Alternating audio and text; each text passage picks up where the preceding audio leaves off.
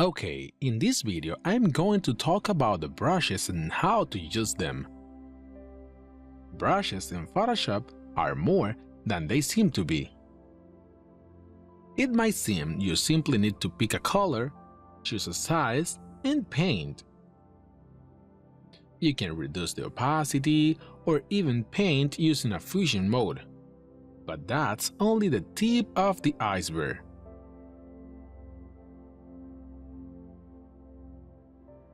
When you realize there are a lot of different types of brushes, you will discover a more advanced way of working with them. For example, there are brushes such as this here, which instead of brush video, they are represented with a picture of the brush. This one simulate and act as real brushes. So, if I simply click here, I make a spot. If I stroke, watch how it works. Watch how it shows. There are other brushes which act as airbrush, such as this very one. Airbrushes kind of sprayed on canvas. Airbrushes kind of sprayed on the canvas.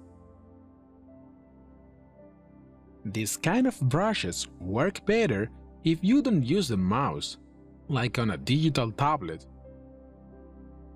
You can press your fingers and adjust the pressure directly.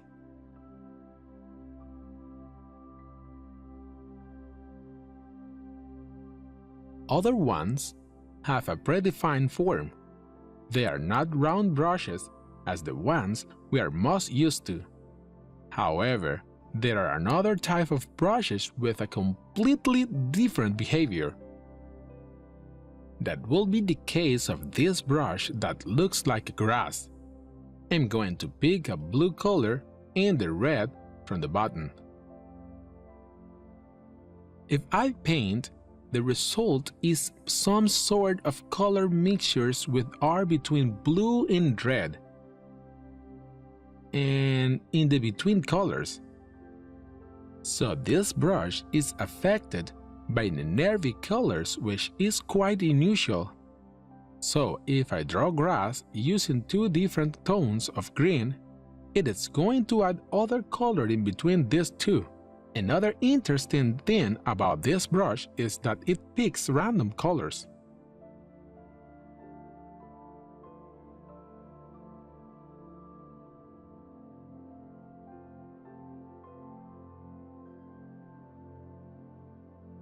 Let's have a look at this other brush with a leaf shape. As I stroke it, draws different sizes, position, and color lift. Alright, I'm going to show you how these brushes work. Okay, I am creating a new layer. I am giving it white color, and I'm picking a not too weighted brush.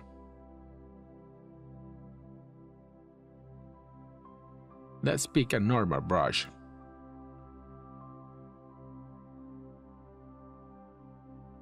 And let's click on the button next to the one we used to pick our brush. This button opens the brush window. This window comes along with the brush preset window, which has some default brushes. If you notice, here there are a lot of options we hadn't seen up to now.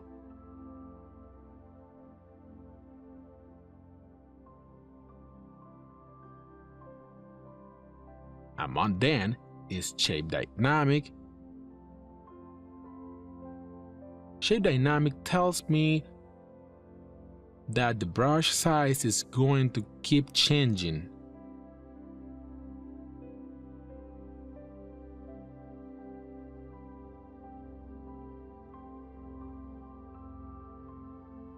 In here I can set the range of variation the brush is going to have, and I can also preview it. Okay, here I can also know the minimum size. and you can also set the angle, although it's not spottable when using the round brush. As a second option, we find scattering. Here we can choose how many strokes we are going to paint.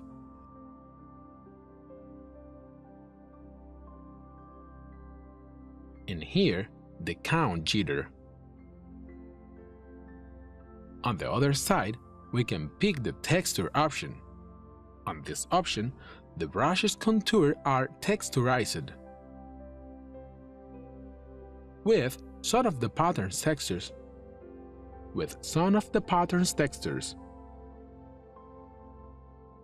Dual brush options enable me to pick brush and use it within the space of another one, like a brush inside a brush. It's like a clipping mask. Here, on Color Dynamics, I can work within the foreground and background jitter, which is what happened on the grass brush, remember? We pick two colors and it combines them along with all the colors in between them.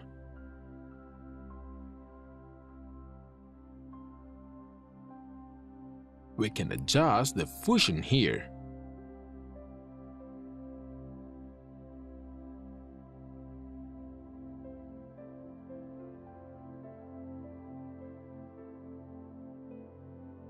Hue jitter allows me to regulate the range of color from the color wheel I'm going to use.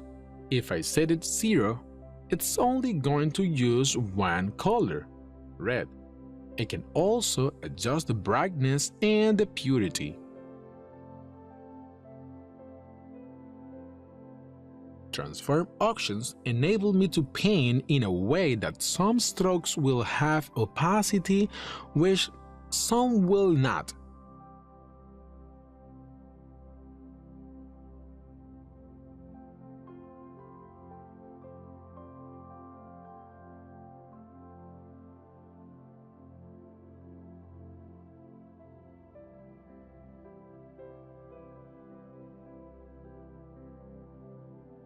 This is a quick review on the things you can find on the brush window. On the next video, we will learn how to create brand new brushes.